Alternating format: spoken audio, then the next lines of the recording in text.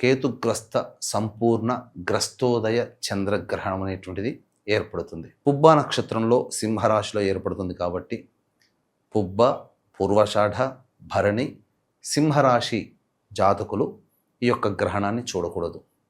అయితే ఈ యొక్క చంద్రగ్రహణ ప్రభావం వలన మేష, వృషభ, కర్కాటక, సింహ, కన్య, ధనుస్సు, మకర, కుంభరాశులలో జన్మించినటువంటి వారికి కొంతవరకు దోషప్రదము. అలాగే మీన, మిథున, తుల, వృశ్చిక ఈ రాశిలో జన్మించినటువంటి వారికి యోగకాలంగా చెప్పబడింది.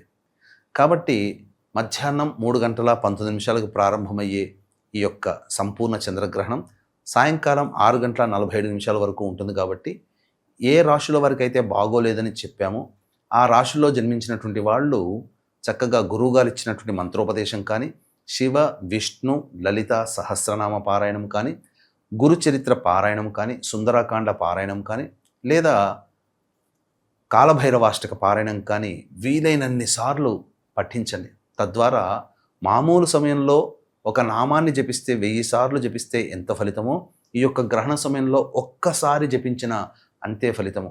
కాబట్టి అందరూ కూడా ఈ యొక్క గ్రహణ సందర్భంగా దేవతానుగ్రహాన్ని సంపూర్ణంగా పొందే ప్రయత్నము చేయండి.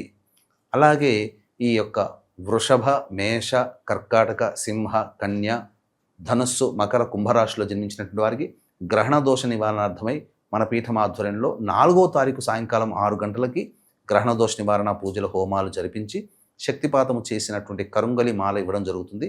కేతుగ్రస్త సంపూర్ణ గ్రస్తోదయ చంద్రగ్రహణం ఏర్పడుతుంది.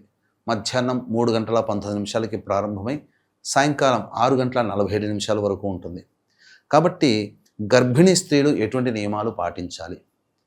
చాలామంది బయట చెబుతున్నట్టుగా దుష్ప్రచారంగా కాకుండా అనగా భయపెడుతున్నారు.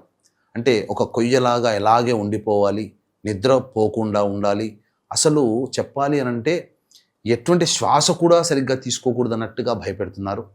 అయితే ప్రేక్షకులు ఎవరు కూడా అటువంటి విషయాలకి భయపడకండి.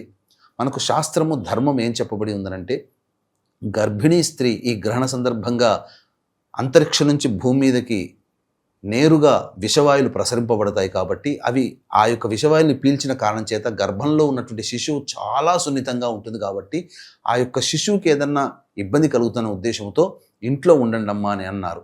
అందుకనే తలుపులు, కిటికీలు అన్నీ మూసివేసి చక్కగా మీకు ఇష్టమైనటువంటి సుఖాసనం లేదా పడుకొనైనా కానీ ఉండి మెలకువతో ఉండి దైవనామస్మరణ చేసుకోండి. ఈ యొక్క ప్రభావం వలన గర్భస్థ శిశువుకి మంచి ఆరోగ్యం కలుగుతుంది. అంతేకాకుండా ఈ గర్భిణీ స్త్రీలు డెలివరీ అయ్యే సమయంలో నవగ్రహాలు శుభలక్షణాలలో ఉండగా డెలివరీ అవకాశం దైవానుగ్రహం వల్ల కలుగుతుంది. బాలులకి, అనారోగ్యగ్రస్తులకి నియమాలు చెప్పబడలేదు. కాబట్టి అందరూ కూడా మధ్యాహ్నం, మిగతా వాళ్ళందరూ కూడా మధ్యాహ్నం 11 లేదా మ్యాక్సిమం 12 లోపల భోజనాది కార్యక్రమాలు ముగించేసేసుకోవాలి. ఇక ఈ సమయంలో గోళ్ళు కత్తిరించడము, గడ్డం చేసుకోవడము, అలాగే కటింగ్ చేయడము మరియు ధూమపానము, మద్యపానము, మాంసాహార భోజనము ఇలాంటివి, దాంపత్యం ఇలాంటివి పనికి రావు. కాబట్టి ఈ నియమాలు తప్పక పాటించండి.